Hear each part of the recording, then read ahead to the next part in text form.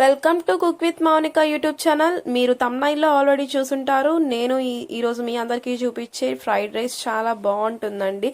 మనం soya sauce ఏమీ use చేయని అవసరం లేదు, తర్వాత వెనిగర్ యూజ్ చేయని అవసరం లేదు, టేస్టీ సాల్ట్స్ కూడా ఏమీ అవసరం లేదు. చూసారా, చాలా అంటే చాలా టేస్టీగా ఉంటుంది.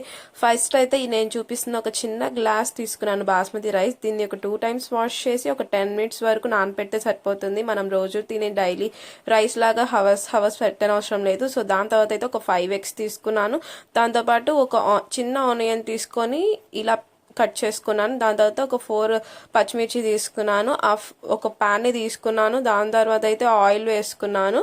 దాని తర్వాత ఎగ్స్ని ఇట్లా బాయిల్ చేశాను. కొంచెం పెద్ద పీసెస్గా ట్రై చేయండి మీరు. దాని తర్వాత పక్కకి తీసేసుకున్నాను.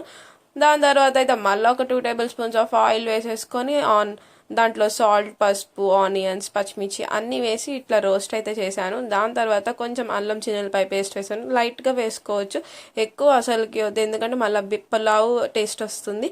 సో దట్ నేను ఇలా వేసాను. దాని తర్వాత కొంచెం గరం మసాలా వేసాను, పెప్పర్ పౌడర్ కూడా వేసాను దాంతోపాటు.